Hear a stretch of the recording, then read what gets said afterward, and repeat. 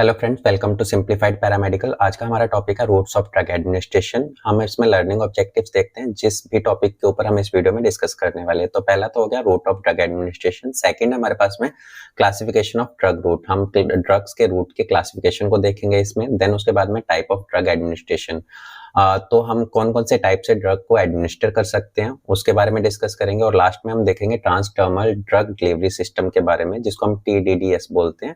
तो इसको भी डिस्कस करेंगे हम हमारे वीडियो के अंदर, ठीक है। तो हम स्टार्ट करते हैं। रूट ऑफ ड्रग एडमिनिस्ट्रेशन, इसका क्या मतलब होता है? ये डिफरेंट वेज होते हैं हमारी बॉडी के अंदर मेडिसिन को अप्लाई करने के, डिलीवर करने के या फिर इंजेक्ट करने के, ठीक है। और हम इसके अंदर कौन कौन से मेथड का यूज कर सकते हैं? हम ओरल का यूज कर सकते हैं माउथ के थ्रू, इंट्रावेनस रूट का यूज कर सकते हैं हमारी वेन्स के थ्रू, इंट्रामस्कुलर का यूज कर सकते हैं हमारी मसल्स के अंदर इंजेक्ट दे करके, हम सबक्यूटेनियस रूट का यूज कर सकते हैं हमारी स्किन के नीचे जो है ड्रग को डिलीवर करके। देन ट्रांसडर्मल, जिसमें हम स्किन के अंदर ड्रग को देंगे, और कुछ और मेथड हो सकते हैं ड्रग को देने के।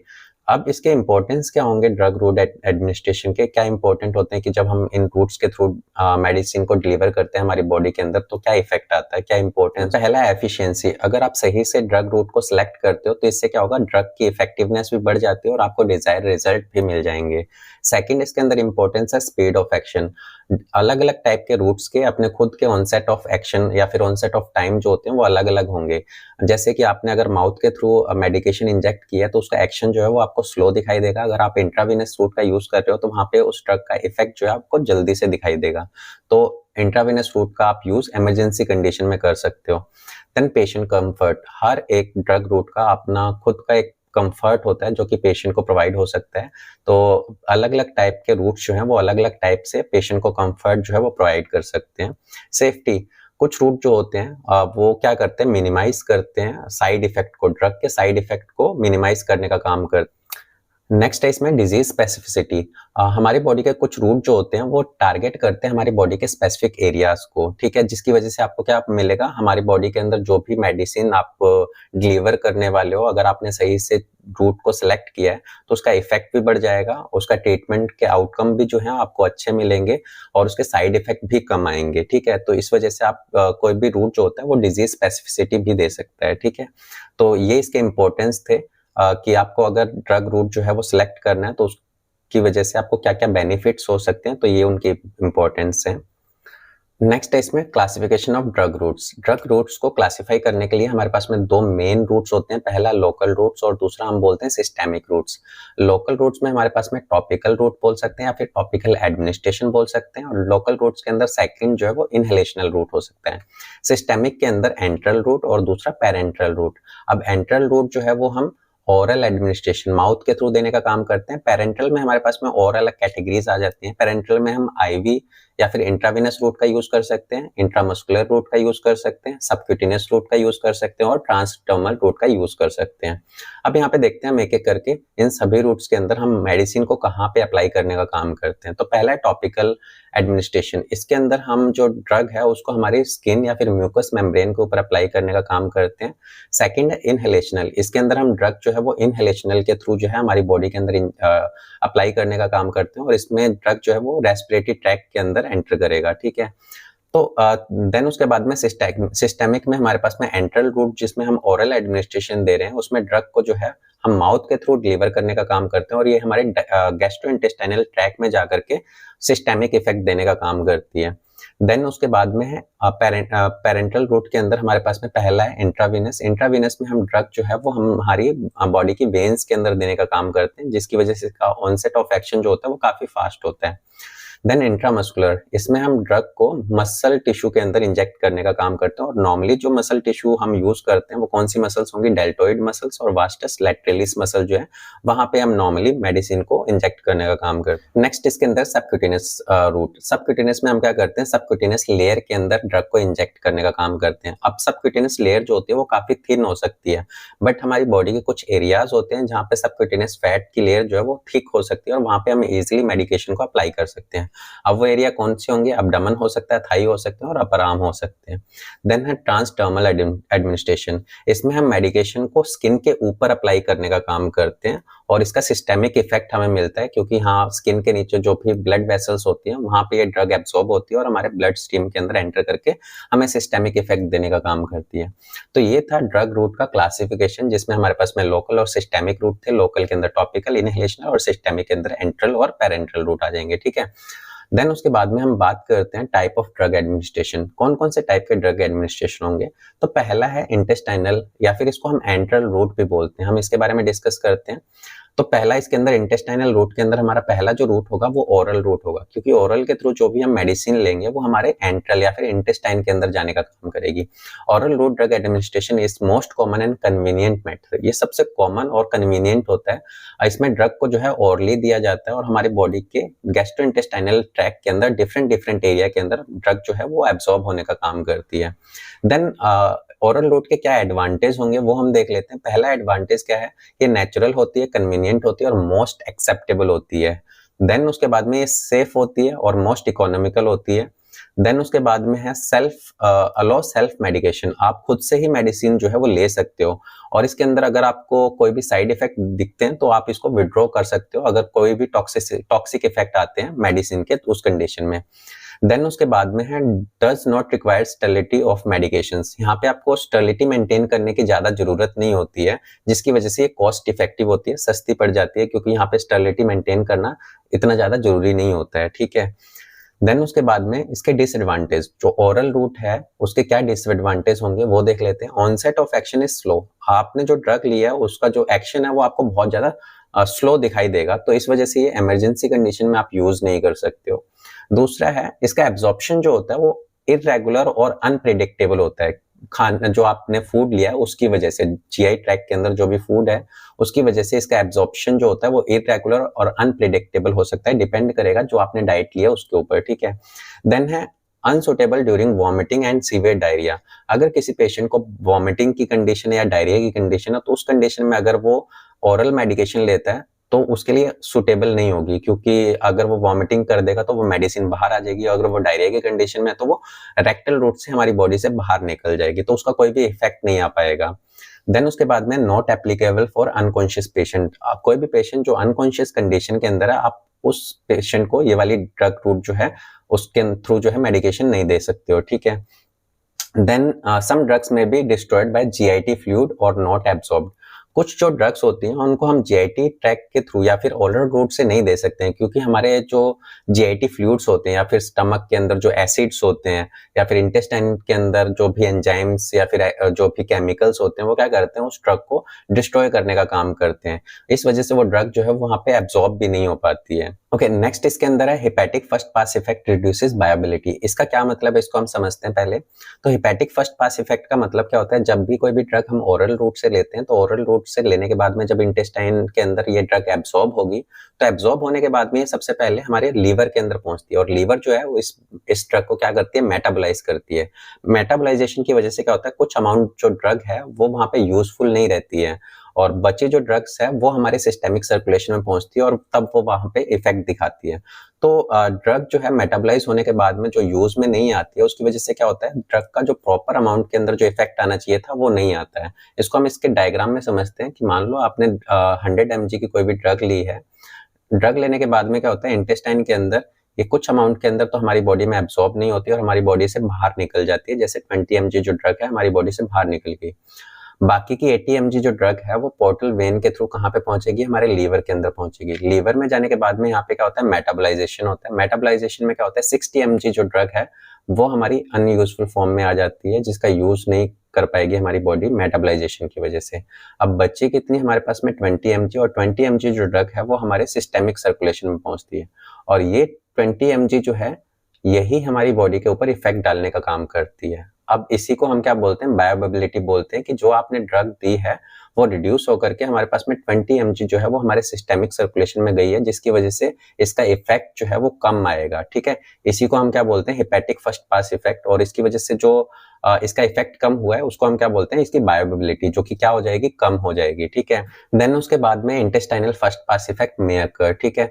तो हेपेटिक फर्स्ट के पास इफेक्ट के अलावा इंटेस्टाइनल फर्स्ट पास इफेक्ट भी हो सकता है कि इंटेस्टाइन के अंदर भी मेटाबोलाइजेशन होगा, जिसकी वजह से कम अमाउंट के अंदर ड्रग जो है वो हमारे सिस्टेमिक सर्कुलेशन सर्कुलेशन के अंदर पहुंचेगी, ठीक है। तो इसकी वजह से भी क्या होगा, हमारा जो बायोअवेलेबिलिटी है वो रिड्यूस हो जाएगी। देन सम ड्रग में कॉज नोजिया एंड वॉमिटिंग। अगर हम ओरल रूट से ले रहे हैं तो कुछ ड्रग जो होती हैं वो नोजिया एंड वॉमिटिंग कॉज कर सकती हैं। Then bitter drug are not well accepted. अगर वो बहुत ज्यादा कड़वी है तब भी ओरल रूट के थ्रू जो है हम उसको नहीं ले सकते हैं।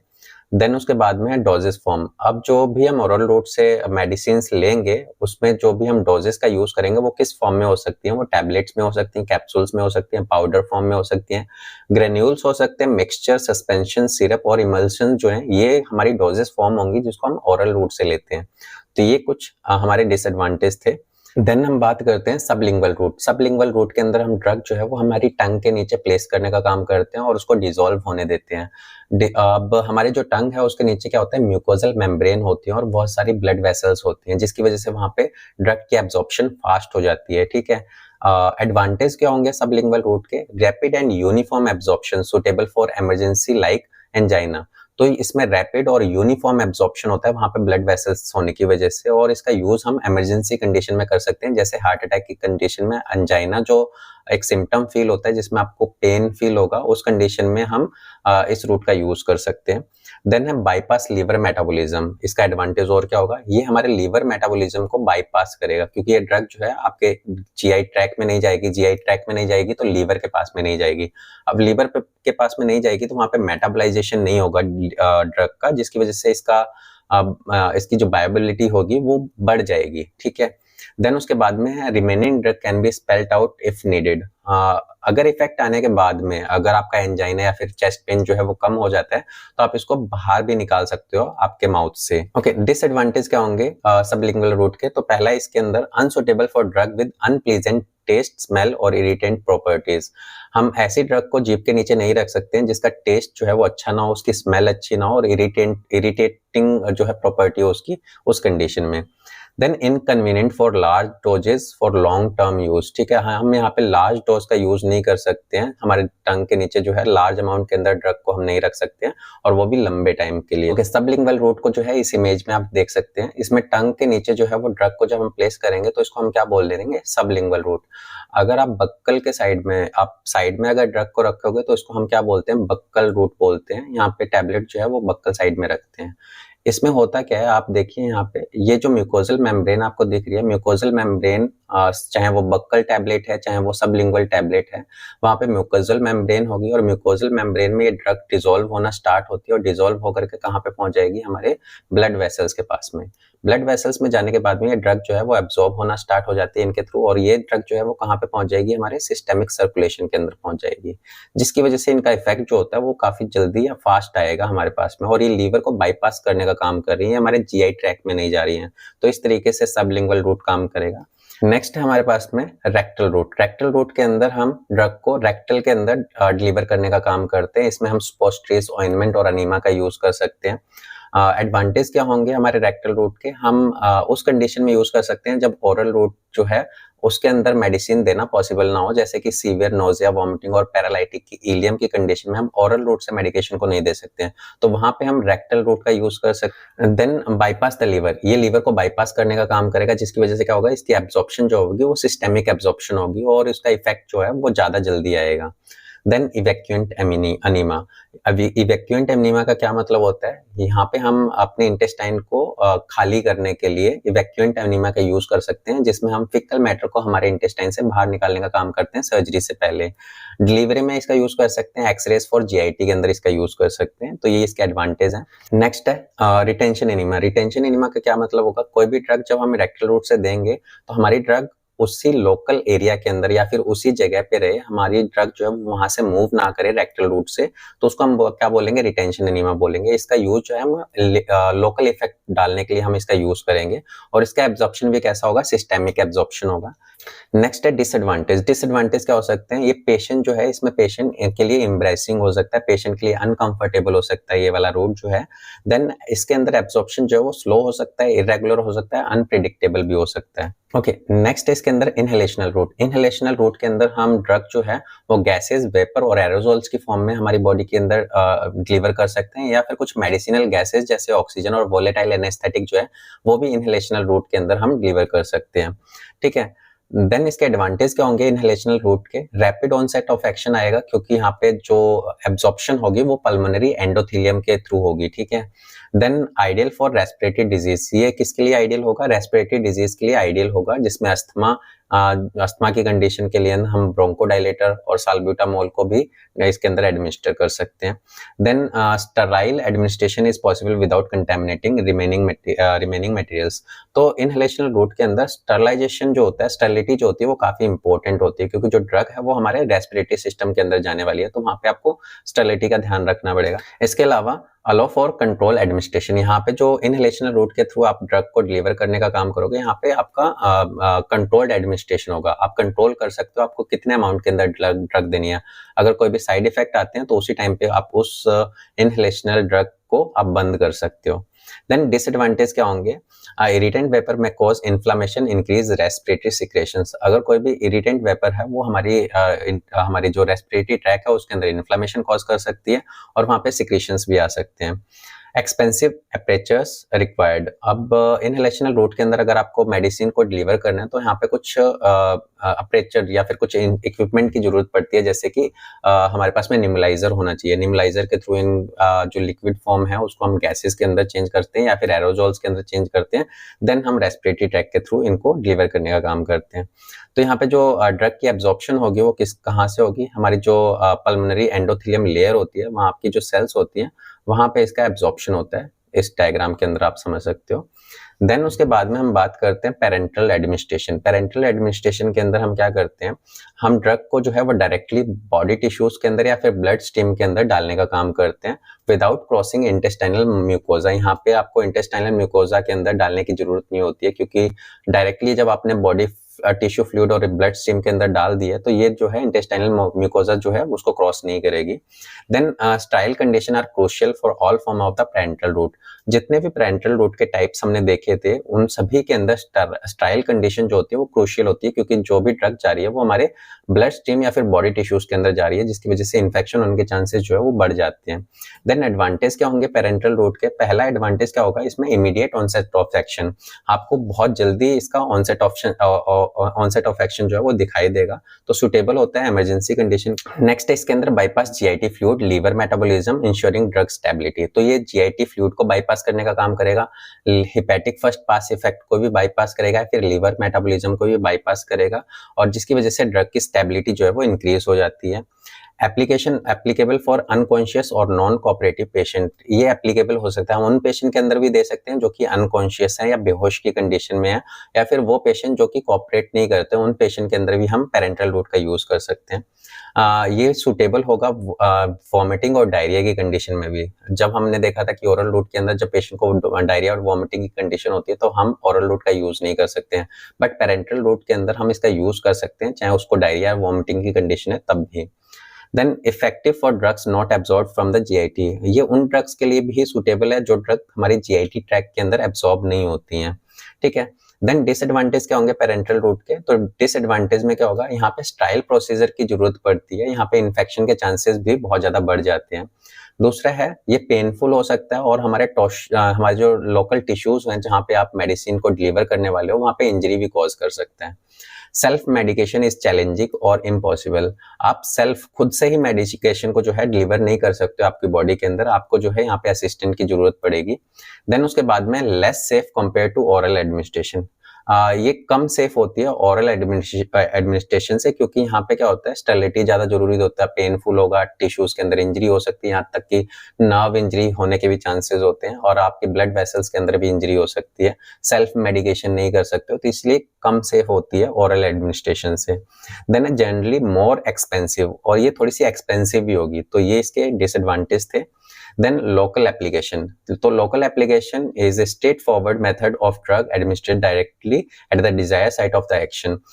Local application में क्या करते हैं हम? ड्रग जो है हम उसी जगह पे अप्लाई करने का काम करते हैं जहाँ पे आपको इसका इफेक्ट चाहिए होता है। ठीक है, तो इसका यूज जो है वो टॉपिकल इफेक्ट लेने के लिए हम इसका यूज करते हैं स्किन, म्यूकस मेम्ब्रेन और उससे डीपर टिश्यूज के अंदर।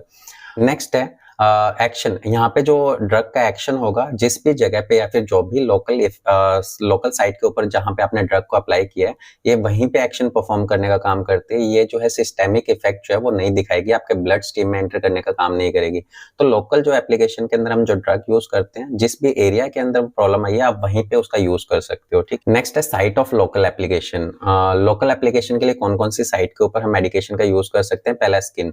हम यहाँ पे ड्रग को जो है वो डायरेक्टली स्किन के ऊपर दे सकते हैं कुछ डर्मेटोलॉजिकल कंडीशन के अंदर, जहाँ पे स्किन से रिलेटेड कोई भी इंजरी या फिर कंडीशन आई है उस कंडीशन में।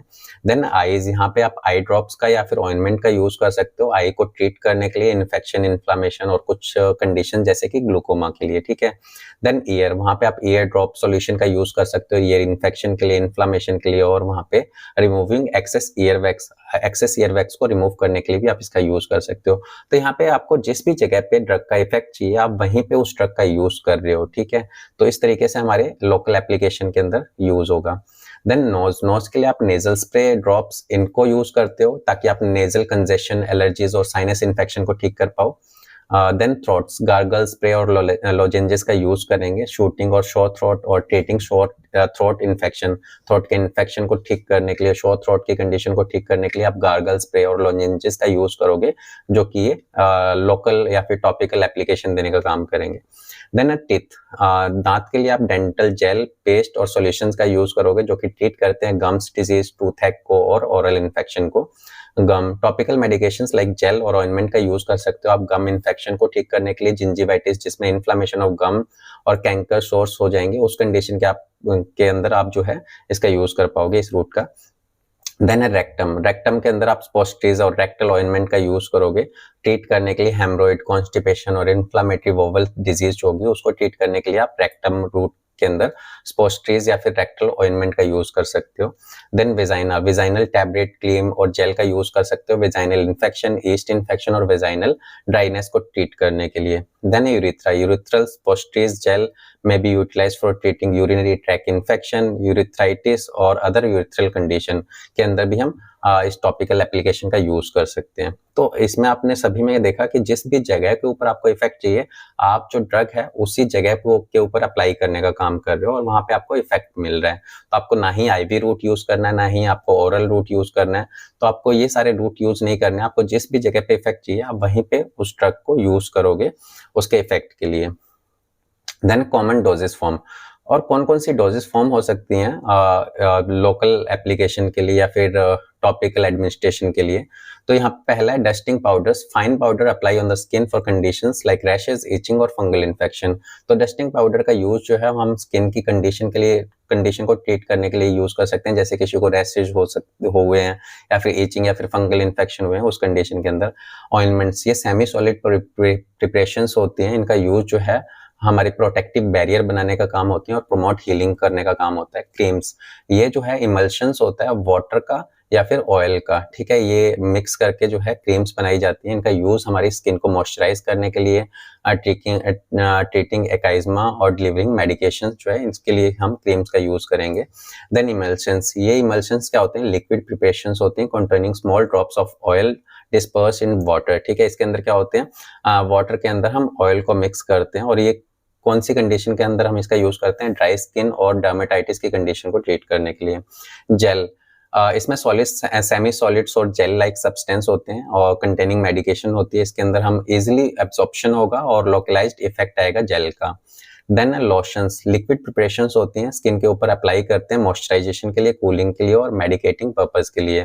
देन पेंट्स क्या होते हैं? लिक्विड मेडिकेशन होती हैं, apply with a brush for treating skin condition like burnt और फंगल इन्फेक्शन। ठीक है। देन हमारे पास में आते हैं स्प्रे क्या होते हैं? लिक्विड मेडिकेशंस होती हैं और इनका यूज हम कहाँ पे करते हैं? थ्रोट को या फिर ओरल कंडीशन को ट्रीट करने के लिए। गार्गल्स का यूज हम कहाँ पे करते हैं? इसका भी यूज हम थ्रोट या फिर ओरल इन्फेक्शन को ट्रीट करने के लिए गार्गल्स का यूज कर सकते हैं।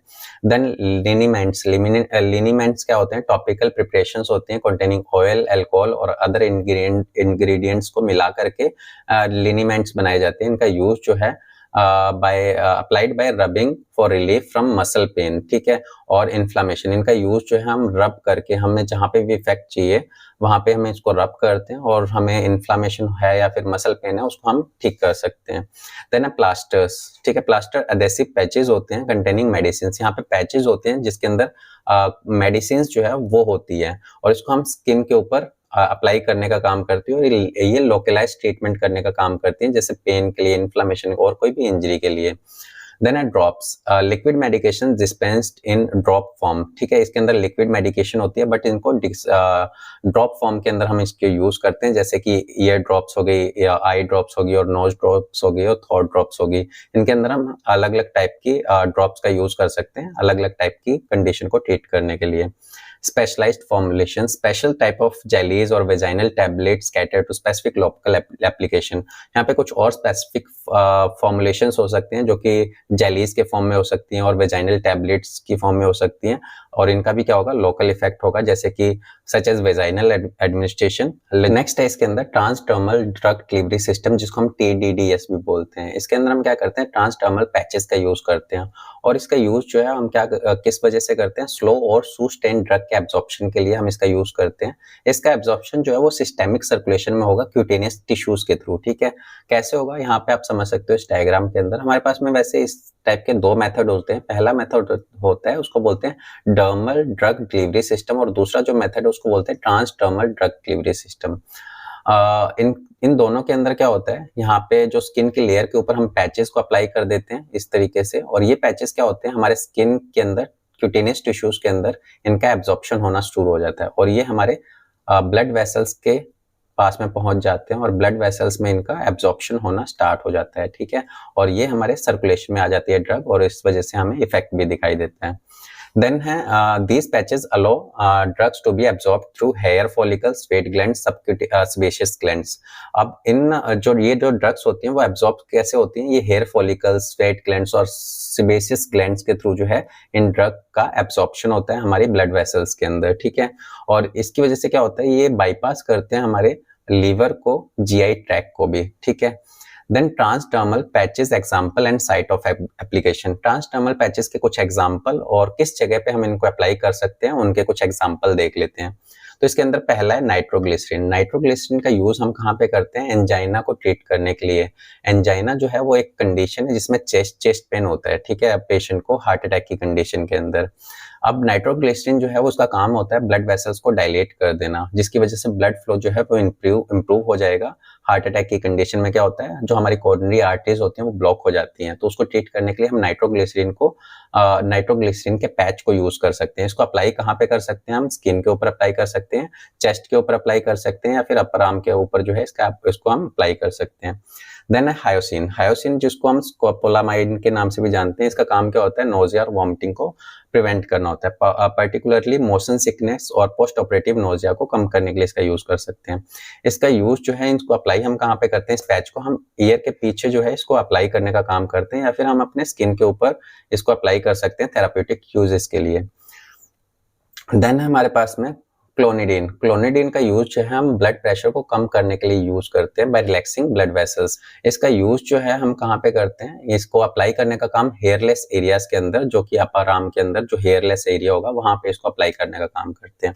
नेक्स्ट है एस्ट्राडल। एस्ट्राडल जो है वो प्रोवाइड एस्ट्रोजन हार्मोन। ये क्या करेगा, ये एस्ट्रोजन हार्मोन को प्रोवाइड करने का काम करेगा एक रिप्लेसमेंट थेरेपी की तरह, ठीक है, फॉर मेनोपॉजल सिम्टम्स। जो मेनोपॉजल सिम्टम्स होंगे उसके लिए, जैसे कि उसके अंदर हॉट फ्लैशेस, वेजाइनल ड्राइनेस और ऑस्टियोपोरोसिस की कंडीशन को प्रिवेंट करने के लिए हम एस्ट्राडल का यूज कर सकते हैं, एस्ट्राडल पैचेस का यूज कर सकते हैं। एस्ट्रोजन जो होता है हमारे फीमेल के अंदर ओवरीज से रिलीज होने वाला एक हार्मोन है और इस हार्मोन का काम क्या होता है, हमारे मेंस्ट्रुअल साइकिल को रेगुलेट करना। जब ये कम अमाउंट के अंदर सीक्रेट होता है तो हमारे मेंस्ट्रुअल साइकिल जो है वो रेगुलेट नहीं हो पाते हैं, उस कंडीशन के अंदर हम जो है एस्ट्राडल पैचेस का यूज कर सकते हैं और इसको अप्लाई कहाँ पे करेंगे, लोअर एब्डोमेन, बटक्स और हिप के ऊपर जो है इसको अप्लाई करने का काम करते हैं।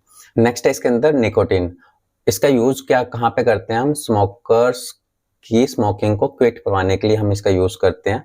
ठीक है, इसमें हम कंट्रोल्ड डोज़ देते हैं निकोटीन की, ताकि उसको विथड्रॉल सिम्पटम्स ना आए। विथड्रॉल सिम्पटम्स का मतलब क्या होता है कि कोई भी चीज़ एकदम से छोड़ देने पे क्या होता है, उसके पेशेंट के अंदर फिजिकल और मेंटल इफेक्ट आने लग जाते हैं। उसको हम क्या बोलते हैं, विथड्रॉल सिम्पटम्स बोलते हैं। तो किसी पेशेंट के अंदर विथड्रॉल सिम्पटम्स ना आए, तो उसके लिए हम क्या करते हैं, निकोटीन को कम अमाउंट के अंदर हमारी बॉडी के अंदर एज ए पैचेस जो है वो यूज करते हैं। इसको अप्लाई कहाँ पे करते हैं, हमारे क्लीन और ड्राई एरिया के अंदर, हमारे स्किन के ऊपर, अपर बॉडी के अंदर, जैसे कि अपर आर्म या फिर चेस्ट के अंदर इसको अप्लाई कर सकते हैं। Okay, thank you for watching. अगर आपको ये वीडियो इन्फॉर्मेटिव लगती है तो आप इस वीडियो को लाइक कर सकते हो, शेयर कर सकते हो, आप इस चैनल को सब्सक्राइब कर सकते हो, या इस वीडियो से रिलेटेड या इस टॉपिक से रिलेटेड आपको कोई भी डाउट है तो आप कमेंट करके बता सकते हो। आपको इससे रिलेटेड नोट्स चाहिए तो आप हमारी वेबसाइट को विजिट कर सकते हो, या फिर आप टेलीग्राम चैनल पे जा करके इसके नोट्स आप जो है वो देख सकते हो, जो कि आपको डिस्क्रिप्शन में इसके लिंक मिल जाएंगे। Thank you.